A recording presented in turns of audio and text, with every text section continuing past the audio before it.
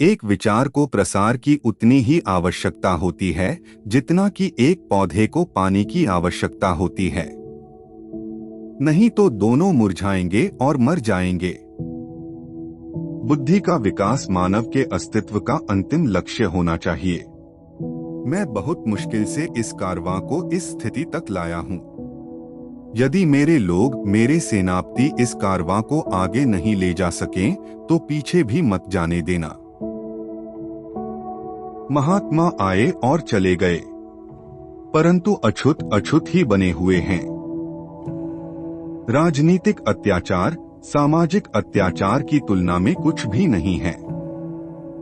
समाज को बदनाम करने वाले सुधारक सरकार को नकारने वाले राजनेता की तुलना में अधिक अच्छे व्यक्ति हैं। मैं समझता हूं कि कोई संविधान चाहे जितना अच्छा हो, वह बुरा साबित हो सकता है यदि उसका अनुसरण करने वाले लोग बुरे हों। एक संविधान चाहे जितना बुरा हो, वह अच्छा साबित हो सकता है यदि उसका पालन करने वाले लोग अच्छे हों। पानी की बूंद जब सागर में मिलती है तो अपनी पहचान खो देती है। इसके विपरीत व्यक्ति समाज में रहता है पर अपनी पहचान नहीं खोता। इंसान का जीवन स्वतंत्र है। वो सिर्फ समाज के विकास के लिए पैदा नहीं हुआ बल्कि स्वयं के विकास के लिए भी पैदा हुआ है। राष्ट्रवाद तभी औचित्य ग्रहण कर सकता है जब लोगों के बीच जाति, नस्ल या रंग का अंतर भुलाकर उनमें सामाजिक भ्रातृत्व को सर्वोच्च स्थान दिया जाए। एक सफल क्रांति के लिए यह आवश्यक नहीं है कि असंतोष हो।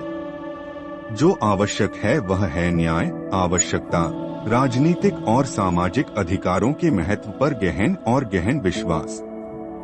हमें जो स्वतंत्रता मिली है उसके लिए हम क्या कर रहे हैं? यह स्वतंत्रता हमें अपनी सामाजिक व्यवस्था को सुधारने के लिए मिली है, जो असमानता, भेदभाव और अन्य चीजों से भरी हुई है, जो हमारे मौलिक अधिकारों के साथ संघर्ष करती है।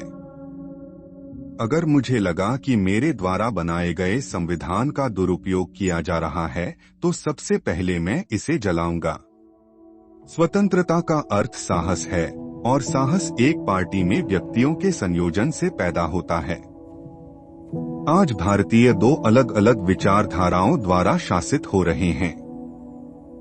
उनके राजनीतिक आदर्श जो संविधान के प्रस्तावना में इंगित हैं, वो स्वतंत्रता, समानता और भाईचारे को स्थापित करते हैं, और उनके धर्म में समाहित सामाजिक आदर्श इससे इनकार करते हैं।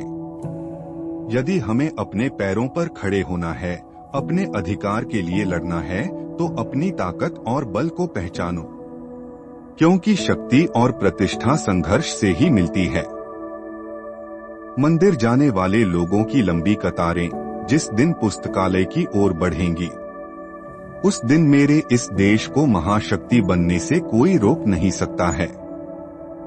जिसे अपने दुखों से मुक्ति चाहिए, उसे लड़ना होगा, और जिससे लड़ना है उसे उससे पहले अच्छे से पढ़ना होगा, क्योंकि ज्ञान के बिना लड़ने गए तो आपकी हार निश्चित है।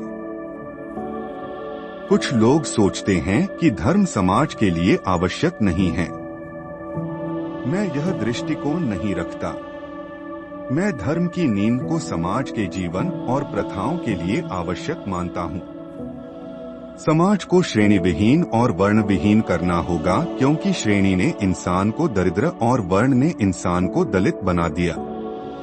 जिनके पास कुछ भी नहीं है, वे लोग दरिद्र माने गए, और जो लोग कुछ भी नहीं है, वे दलित समझे जाते हैं।